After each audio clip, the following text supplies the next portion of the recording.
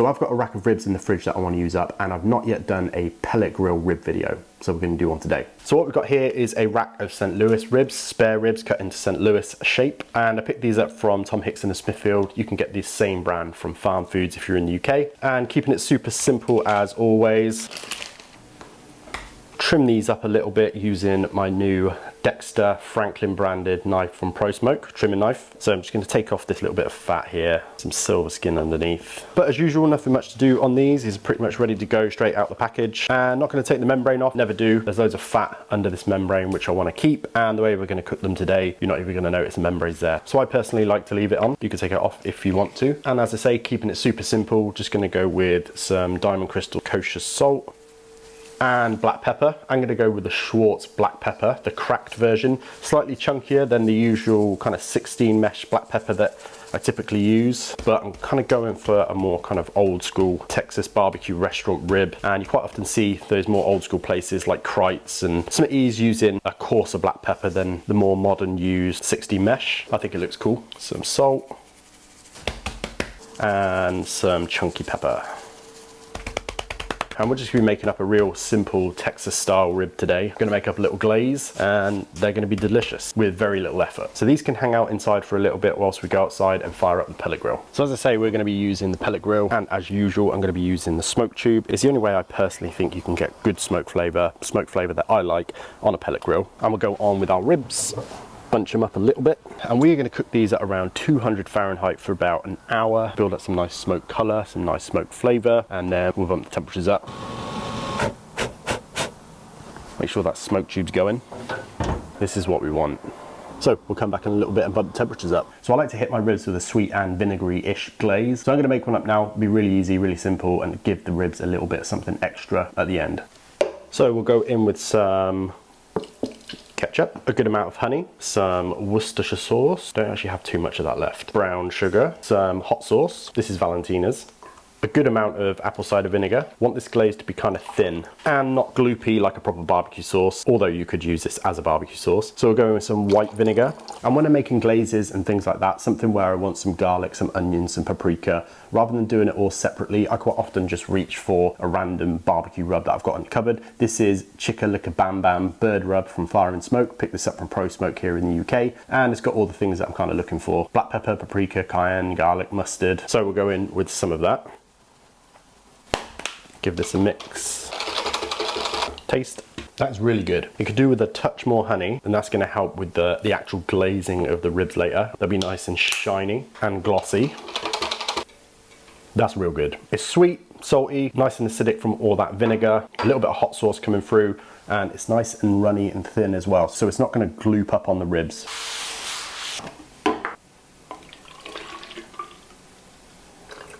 That would actually go really well with some chicken. So this can just hang out, allow that sugar to dissolve, but it's pretty much ready to use right away.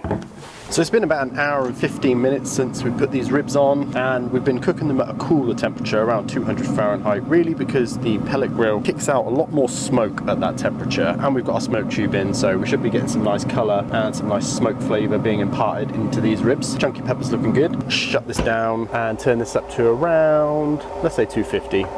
And just keep on cooking. So these ribs have been on for a total of 3 hours and 25 minutes so far, and they're looking pretty good. Nice colour on them. I love that chunky pepper. There's not too much fat render going on, a little bit at the top there. They're looking nice. What we're going to do is flip them over, and I can feel that this membrane side is getting some of that nice bottom up heat from the Traeger. Still got a long while to go, but I'm going to flip them over, meat side down, help to get a little bit more colour and a little bit more fat render on that top side, or the presentation side, which is now facing the bottom. And we'll keep cooking these for another couple of hours.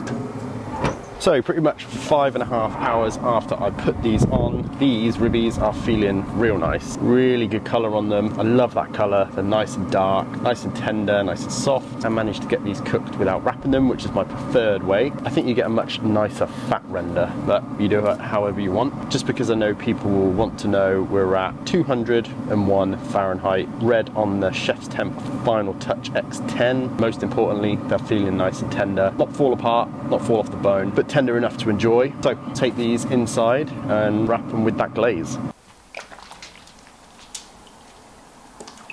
Meat side down.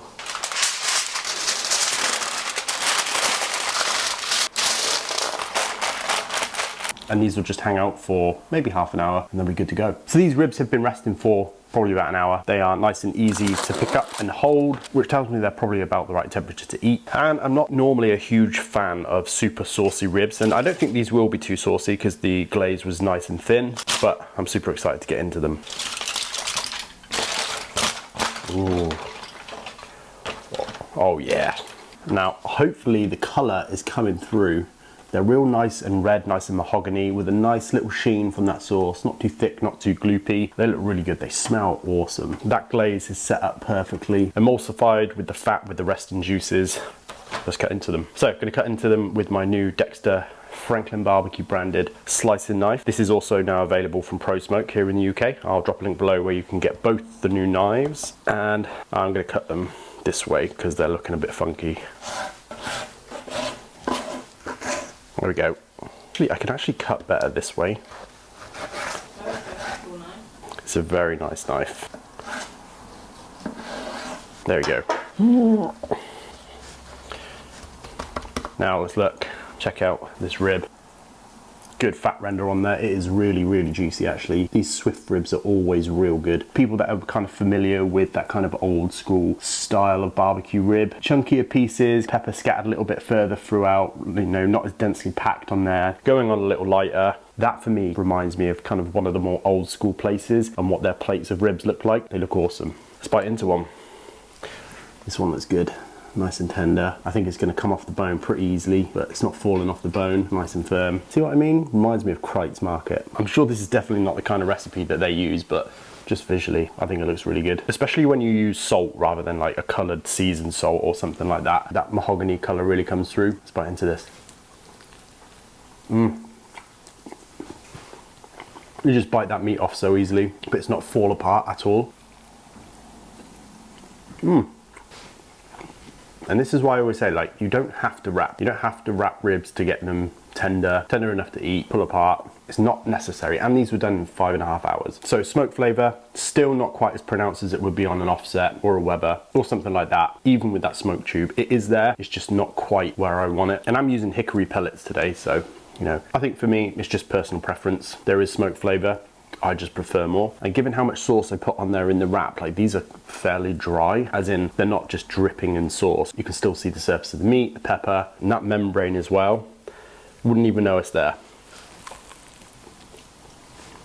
You bite it straight off, bite straight through it. In fact, I could do with some more sauce. That's good.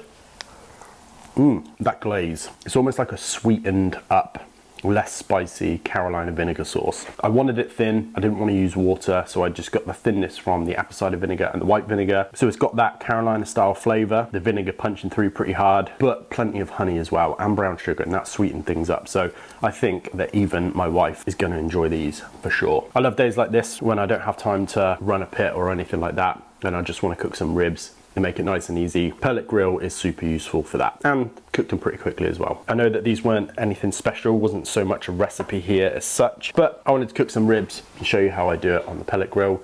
My process will changes all the time. This is how I did them today, and I'll probably do them like this again in the future. So thanks very much for watching. I really appreciate it. Please like, comment, subscribe. It really, really helps me out. And I know that like 60% of you aren't subscribed, so I'd really appreciate it if you did. If you enjoyed this content, it costs me money to make it. So you subscribe, you watch, you view, that really, really helps me. So thanks again. I'll see you in a couple of weeks for another video.